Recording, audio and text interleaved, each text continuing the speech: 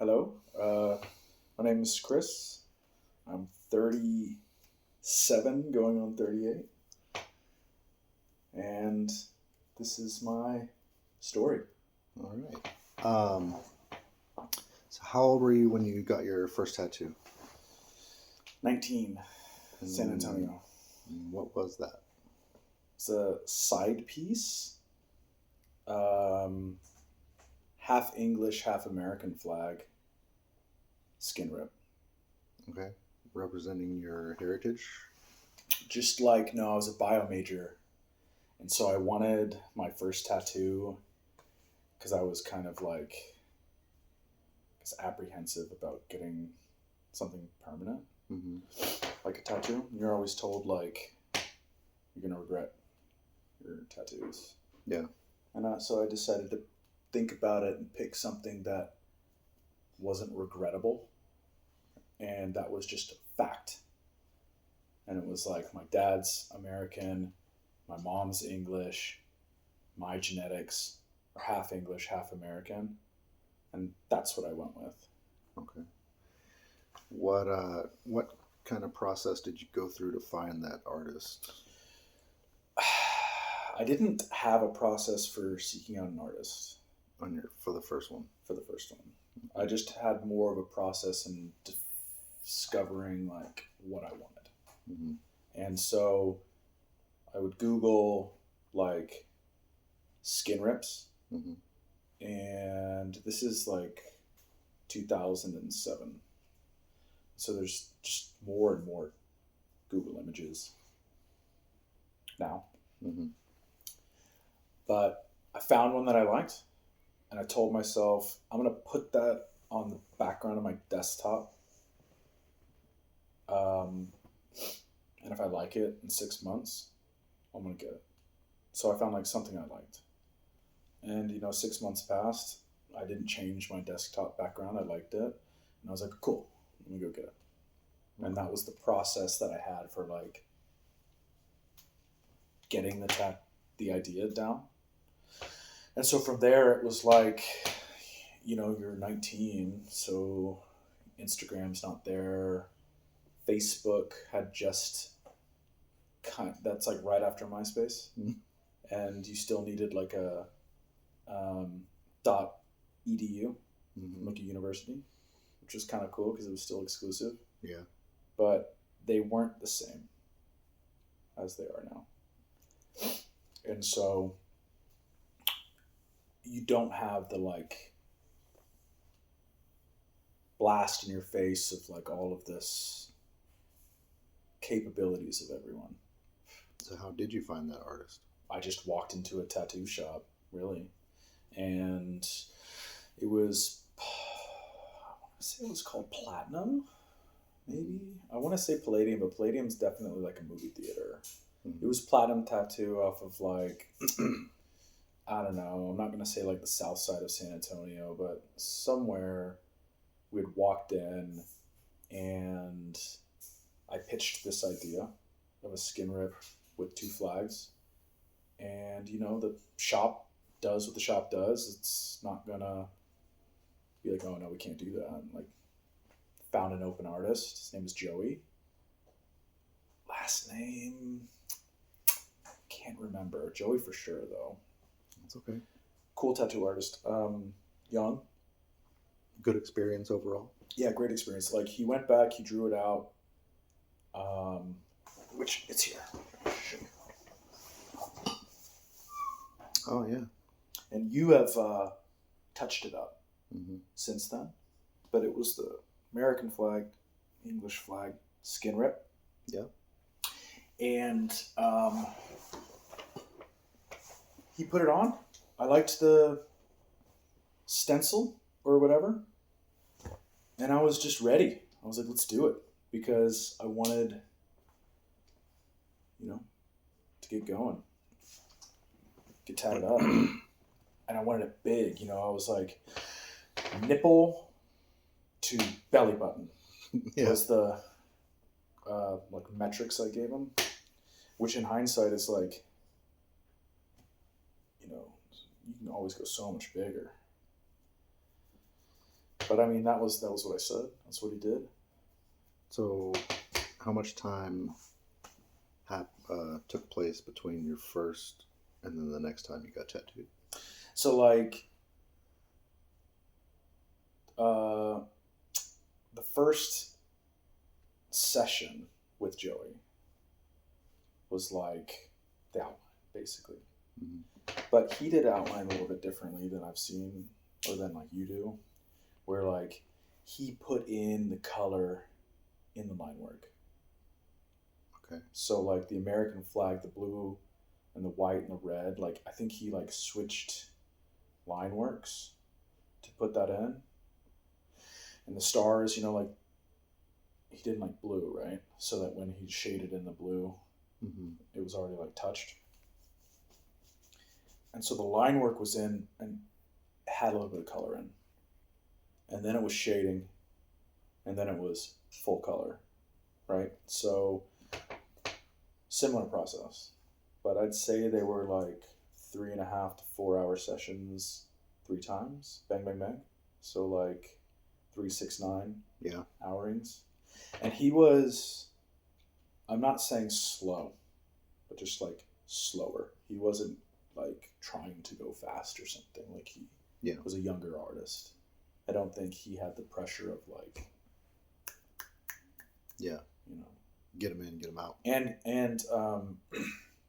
all my sessions weren't at the tattoo shop because he moved around too. Oh, okay. And he would pull up. I think the last session I had with him, he came to my apartment. Okay. And I just like slumped over like a chair, and he went to work. I had a really good relationship with Joey too. That's good. Yeah. So from there, that gets done. Mm-hmm. And then how much time lapses between then? The next one. So the next one was the sleeve, right? The next it was one the lion. Was the lion. The lion. So how much time happened in between those two? 19 to 23. Okay. 4 years. And so by the time you're 23, are you going into this next experience more equipped with? I don't think so. Just kind of going off the vibe of basically, the artist? I think like I knew I wanted bigger. Mm-hmm. Because not that my side piece wasn't big enough, but I like big cohesive pieces. Yeah. Because all my friends were getting like, and it's not a bad thing, but they were just getting smaller things. They were getting like a music note here, scripture there, or like whatever. And I just liked big, clear pieces. Yeah. And so I went with the same theme of like, well, I'll just dedicate my body to being half English and half American. Yeah. And on this one, I was like, let me get a big red English line. In hindsight, I didn't really care about my like family crest because I'm a feral, right? Mm-hmm. And that family crest, ironically, is a line in the same shape but gold. Okay. And with a hound and like a crown or something, right? Whatever, however crests are, the colors were like gold and green. But I just wanted a red lion, kind of, because it's just the color I wanted. I liked red ink. Yeah. I like how like red and black play, kind of. And so, I don't know, like I think we had played around with maybe making it gold. I don't remember. I don't recall. If we had, I think you were probably like, red will be cool. So what was that experience like when you walked in? So that was, I'm 38. And you think you're much older from like 19 to like 23, right? Yeah. Because the digit changes or whatever. But like, really the same. Quite the same. And so it was basically the same process. Like I went in. I think this time I did scout shop a little better. Like, I looked at tattoo shop websites more, and I remember settling on like Studio 8. I think that was where it was off Westheimer, right? Where you were at. And because, not that I'd heard good things, but that like it was, reputable shop, right? And so we went in there. I think it was with Hector. Can't remember. I wasn't by myself, but I don't think I was with Liz either, because at that time, like, I didn't think I wanted too many, like, people around watching me wince. Gotcha. Be like vulnerable, like yeah, that, makes sense. So I can't remember who was there, but I'm pretty sure it wasn't just by myself. Pretty sure I was there with like a buddy. And then I remember going in and being like greeted by whoever was available, I guess, at the front desk, because not knowing how tattoo shops are now, it's always just kind of like not like a guaranteed host. Yeah. And they were like, what can we do for you, or whatever. And I was like, I want a big Japanese line on my back. And the guy was like, Japanese? Okay, mark. Right? And I guess you were the purveyor of that style there. And so that was when we first met. So you were 23. Yeah. You're 38 now. Yeah. Known each other quite a while. Yep. How important is having that kind of relationship with someone that is tattooing you? Where would you put that on the... So, do you feel it's important that you get to know your tattoo artist well enough to where you can almost have like a second hand or shorthand, like a knowledge or an understanding of each other? That way, whenever you do come in and you have an idea, I just get it right away because I've known you so long, and I know how you're thinking and kind of what you're looking for. And I think for me, I was lucky because, like,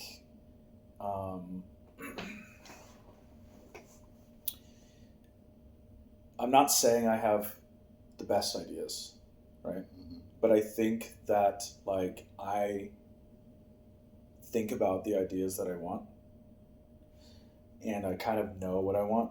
Mm-hmm. And when I come in, I can paint you, or then I did, and I still do, but I painted you enough of a picture of what I wanted, and you were able to, like, play ball with that. Yeah. So there was no, like, I don't do it that way. I do it this way. It's like you're either gonna get this or I'm not the artist for you.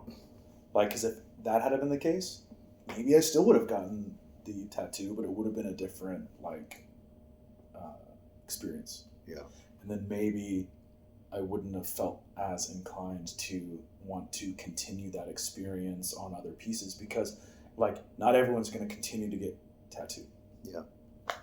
Some people are. And when you're 23, I didn't know that I was going to keep wanting to get, like, more and more stuff. Yeah. Because you're young. Yeah. Well, and tattoos hurt. Yes, they do. Well, I've always felt that has been the most important aspect of my career, is when I meet somebody and things just click, and I trust them and they trust me, and it's a mutual understanding, and that shorthand starts to build. Mm-hmm. It almost inspires people to want to continue exploring other ideas for tattoos and everything. Yep. And I don't think that would normally happen if the client didn't have that trust for their artist, or if they didn't feel as comfortable. Right. And so I've always felt that's the most important aspect, No. is that mutual understanding and respect for each other and each other's time and their ideas. You know what I mean? It's not about you coming in and being like, nah, we're gonna just do it this way. Right. Like, it's a two-way street. Now, I would say, though, that I'm not like a classically trained artist or Mhm. whatever. Like, I haven't been drawing since I was 14.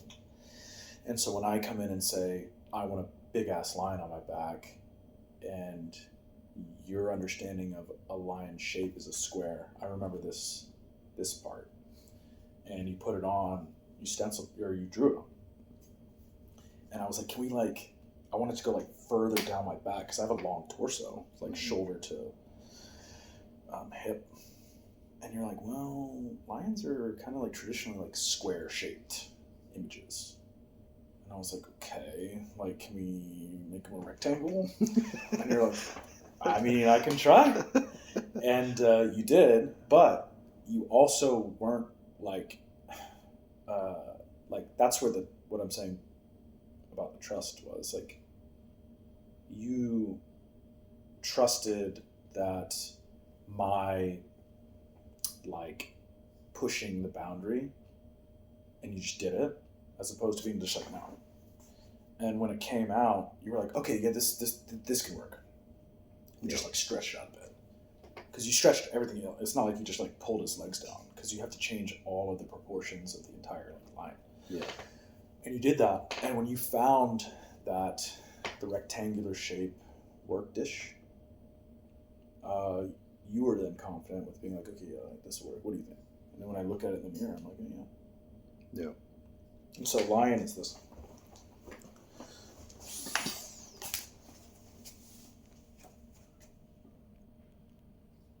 Yeah. It would have stopped like here. Half of it has been touched up. Yeah. But you Since pulled we s- it. You pulled it down further. And we added the armor. The background. And But that's for another year. yeah, jumping ahead, we're adding on to the other side, but Yeah. we'll get to that. Yeah. But yeah, I mean, it's But that was the same type of process too that I had experienced in San Antonio. So having gotten a tattoo before, I was already like line work, shading, color. Yeah. I was kind of familiar with the process. And like I had said with Joey, this took about 3-6-9 hours. So it does. Yeah. And you could tell like the piece size difference. Yeah. That it's like, but you did a lot of things different. I think Joey was younger. I mean, I know Joey was younger, but he kind of shaded a little bit more cautiously. I feel like slower. Yeah. And the way that you, as I've gotten tattooed more, the way that I've noticed that you tattoo is in layers. Yeah. More like you paint, but I like that because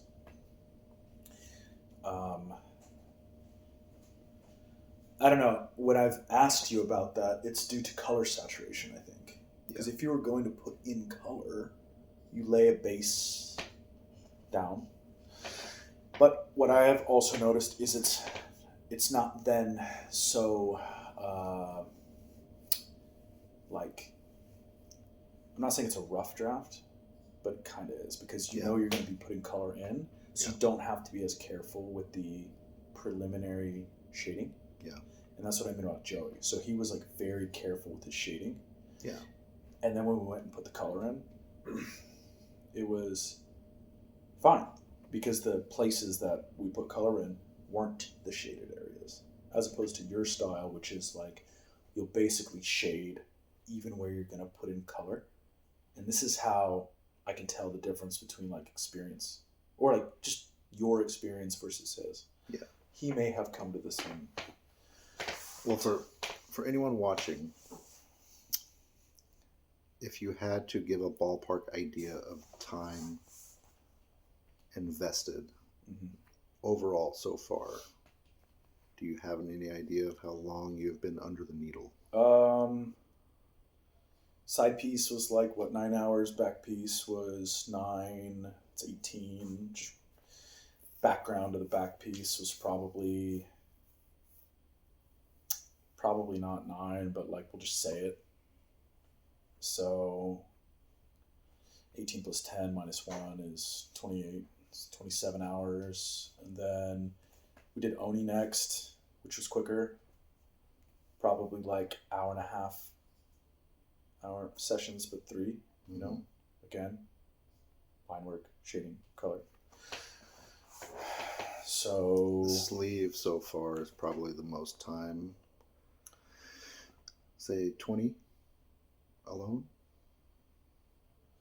I think we went Oni mask for a while. So it was just an Oni. That was the 3rd tattoo, and so that was like at 25. And then from that, I think it went to Chin Strap and Fox Demon, and that was done together. And that was probably like, you know, I think these are all like 246, 246, like they're triplicates is what I'm trying to say. So any piece is basically triplicated times. So well over 50 hours. Yeah, probably. Maybe less. I'd say like 40. 40-ish hours. And we started like the other side too, which I'd say like time under needle versus time spent like in experience is a little different. Yeah. Just because. Just trying to give people an idea of what it looks like.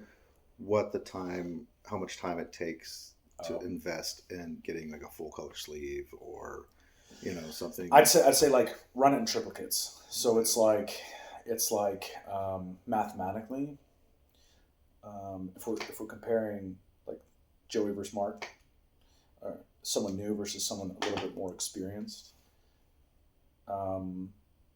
there's not like an exponential amount of time that an experienced person is going to be able to put the ink in your skin right faster. There's like a finite amount of time, you know, it's fixed. And so if someone is working fast, you can probably do line work about this size, like an hour. Yeah. Line work. And then shading, hour and a half, 2. And then the only real color is the hair. Yeah. And so that was probably like an hour. Yeah. Or like maybe an hour and a half. Hour and a half. And so Oni mask by itself though, triplicates is like 6 hours. Yeah. And then 6 hours, 12, 6 hours. 18? 6 hours total, 24. So like you're looking at like 25 hours on the arm. Yeah. But that's, I think, a fair measurement that I would think would be like anybody really. Yeah. If they're doing color, a lot of people stop at gray shade. Yeah. People like these prison style tats are very popular. Well, I'm just, I guess I'm asking because lately the most popular stuff is like really fine line, dainty kind of stuff. Right. And it's fine. Everything kind of trends come and go. The placements though. But it's more about for people that are interested in getting larger scale work. Yeah. But overall, not just about getting larger scale work, overall, and all the time you've been getting tattooed, anyone that is looking to get tattoos or even large tattoos, what would you say are the most important things to look for in an artist? That you're going to be investing that kind of money, even if it's something small or if it's something large. Okay, I got you. I would say like, look, a lot of art that you see is going to be like day of. Mm-hmm. People want to show their like crispest work. Like I work at a poke restaurant, right? When I make a poke bowl, the image I take of it is right after I make it. Okay? And so the mayo drizzle that I put on it is like still cold. If that sits like 5 minutes, that mayo is going to have blown out, right? And it just doesn't look the same. Mm-hmm. Same thing with like things you see online. They're very crisp, clean, just like right then and there done images. And I would say like, I want to see someone's work as it's set in the skin. Like a year after, 2 years after, 3 years. That's just me. Yeah. I don't think that's like, I don't know if that's talked about a lot. I feel like I don't hear it a lot. Yeah. But the market, I don't hear a lot of people who are getting tattooed asking like, hey, how's this going to look in however long? And they'd be like, oh, let me show you. Yeah, I don't think I've ever, in 30 plus years, no one has ever asked me that. and been like, I'm glad you asked that, son. Check this out. Because with like a portrait, because you have portraits. Mhm. I don't have any portraits. But with portrait work, I feel like it's unique in the sense that it looks basically the same from when you get it. Yeah. But these other things, like, and I'm not saying that, I just don't know, because I haven't seen people with this hyper realistic statue, grayscale, Zeus, Yeah. whatever, Greek things. I haven't seen them like 5 years later. 5 years later. Yeah. I just haven't seen it. However, as we were talking about earlier with trust, I think like as someone receiving something, I'm trusting that like this is gonna be like done right, and like that it's gonna hold, stand the test of time or whatever. I don't think that you're supposed to expect a tattoo to be the same. Because if you are, then you need to be aware that it is then your job to get it touched up. Mm-hmm. And you are going to go through the pain again. So like all this work is like, I hope you're okay with getting it touched up every 10 years. And then you're thinking like, all right, I'm 40. So it's like 50, 60, 70, 80. So the more space that you cover, the more touch-up work, or the more okay with pain that you need to be in knowing that you're going to, if you want it looking a certain way, you're going to get it touched up. Does anyone talk about touch-ups? You told me, which is dope, you do touch-up work basically like for free. Yeah. And I thought that was a very like cool like notion or like thing.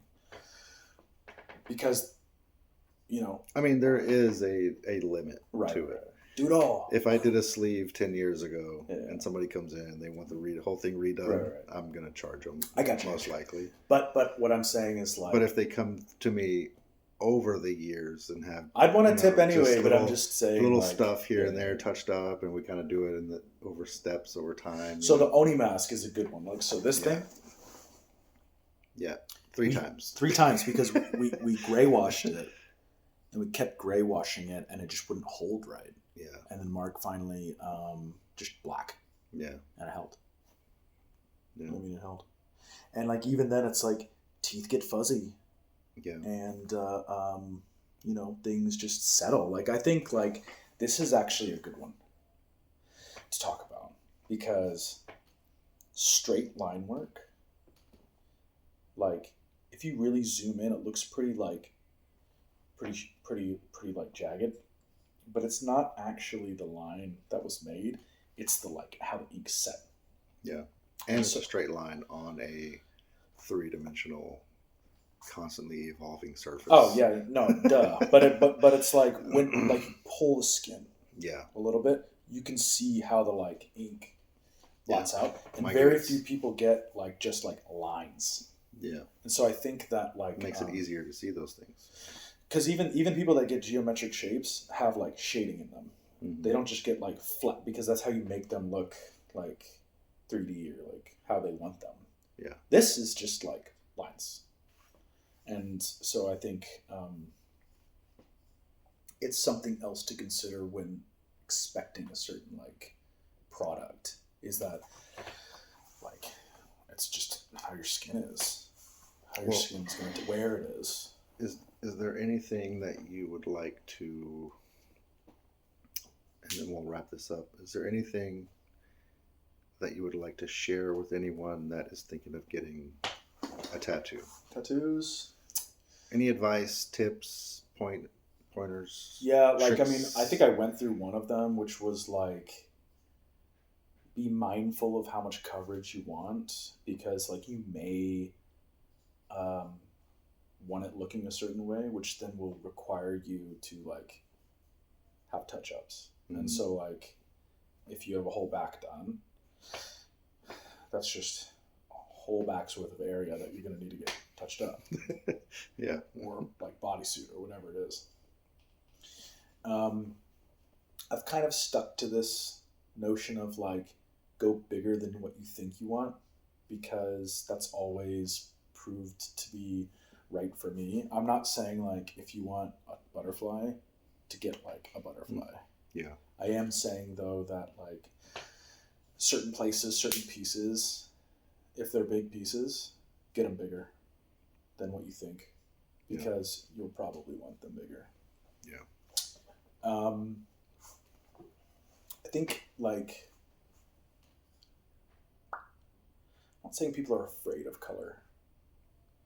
I just think that be wary of trends, I suppose, in the sense of like the fine line trend, right? And like in places, I think is the difference. It's like fine line in itself, I feel like is a pretty timid territory that can be undone in a bunch of ways. Easy to cover up with more tattoo, easy to burn off with laser. Yeah. But it's like on your fingers, on your eyes, on it's like the places that people are putting them. They're putting them in what I like, and I'm like not hardcore, but are like forbidden zones. Mm-hmm. You know, what I mean? These are zones where it's like you're only supposed to get tattoos if you have no other space left, type places. Job stoppers. Job stoppers, as they've been so called. But I'd just be like, I have an employee that came in with some like butterflies on her neck, and I was like, "Did you get a tattoo?" And she was like, "No, I'm just like seeing. I'm just like putting them on just to like see what I'd like." And I was like, "Oh, that's cool." I was like, "Don't get a tattoo on your neck." And she was like, "Why?" And I was like, "Because like you could want something better there. And if you put a couple butterflies there, you're taking up real estate that you could save for like something as you mature better." I'm not saying don't do it. I think that's a different approach that a lot of people hear. Is that I'm not saying don't do it because I think you're dumb, which I think is the wrong approach. I'm saying don't do it because I think that you're going to change, and you may like consider it just like prime real estate, dude. Yeah. You don't build a shanty on the top of like the Malibu Hills or whatever. Like, you know, you build a fucking mansion or whatever. Yeah. So Well, is there anything else you'd like to say before we close this out? yeah, I love this. You love it? Yeah, I love being able to talk about like tattoos. Like it's I don't know how to like. Clearly, it's a passion for people. But Mm-hmm. I don't know. I can't get enough of it. You know, like I remember going to a baby shower at my friend Keon's house for Brenda, and there was this family friend of hers there. You know, baby shower, and he had had his back done, but it was like unfinished, and he had said something like, "Oh, I really liked your like color saturation," you know, and I was like, "Oh, well, dude, my artist is dope at like color saturation. What do you want to get done?" And he like threw his back off and like showed me his back, and he's like, "I just, you know, it's like the pain though, right?" And I was thinking like, it's very easy to get caught up in only focusing on the pain, right? But then, like, once you're in it, you just like, I guess some people may reject it, and if those are those people, then like they're gonna have big unfinished pieces forever, just Yeah. because they're so hyper focused on it hurting. But I feel like it's a process because I'm concerned about the pain too. And but once you start and you do like a area, right? And then you let it heal, and then you do like another area, you're like in, bro. Like the rest is just like it's what it is. It's just time and money then. Yeah. Like, because your focus should be like off the pain then. And so if pain is a reason why you're like, if you're concerned about tattoos hurting, then like get smaller tattoos. Yeah. And maybe get tattoos that are like One and done. not requiring other things. Like the lion, like needed a background. Mm-hmm.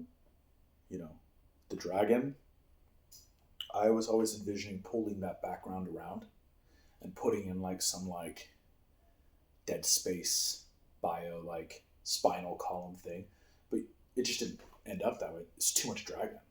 And like if we do end up putting background like in the minor spaces that are going to be there, it's going to be like whatever it's going to be. Yeah. But yeah, I think you know, people die, dude. Like famous or like people with, I'm not saying better lives than anyone else, but dude, like if you can afford the money to like hire a anesthesiologist to come to your house and put you under so you can get your back blasted, and then you die and you don't wake up, that sucks. Yeah. But it's like that didn't need to happen either. No. He could have just gone through the process of like getting it done. I feel like there's a lot lost on that, where I'm not saying like you need to put your hands in bullet ant mitts to become a man or like some rite of passage. There But definitely is a rite of passage involved. But I am saying that like if you're that focused on it hurting or whatever, then you know, maybe you're not ready. Maybe you're not like, maybe you need confidence. Maybe you need like support and trust with your artist, because you do a good job at like reading the body too, because you're not just like ego powering through time and being like, oh, I just need to finish. Like if you see somebody like freaking out, you're just gonna stop. Yeah. Or whatever. And so that there's something to be said about like the artist's ability to read the canvas. Yeah, definitely. You know, because it's not just an inanimate, two-dimensional piece of linen or skin or like whatever. You know, it's like it's alive. Yeah. So. Well, I wanted to say thank you for 15 years, right? Oh yeah. 15 years of... Hopefully 15 more. Definitely. If I have the flesh. I am extremely grateful for your patronage and your friendship. Mm. We've become very close over the years, especially over the last few years. Yeah. And that's why I've always loved doing this. It's the relationships I get to make and the people I get to meet and become friends with. And I really appreciate your time today. Well, I appreciate you, bro. I'm just glad that we're able to produce a badass product together. Yes, sir. I would say the last tidbit would be like, it is a team sport. Yeah, the collaboration between like ideas is also like, you know, the client coming in should,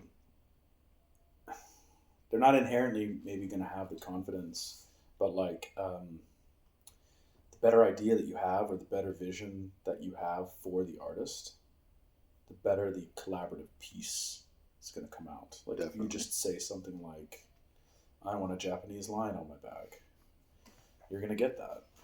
Yeah. But if you say like, hey, can we do this? Can we do that? Because I think I had used words like, I want him noble looking. And you were like, okay. And so you used nobility and like pulled the mane a certain way. And then I had said something dumb like, hey, can you put like a Hellboy style like flaming crown on top of it? And you were like, no. And I was like, okay, cool. But that's important because some people maybe would have been like, yeah, sure, I'll do whatever you want. And some people maybe, like the client needs to be throttled and the artist needs to be like inspired. Yeah. Because then later I had seen some like Magic the Gathering cards of like these like crazy lions and been like, oh, can we do like crazy lion mane? And I think you were like, we can. But like, that's not what this piece is. This is this. And it's like, okay. But that's just what I'm saying about like, the trust. Yeah. So. All right. Well, thank you. Thank you. All right.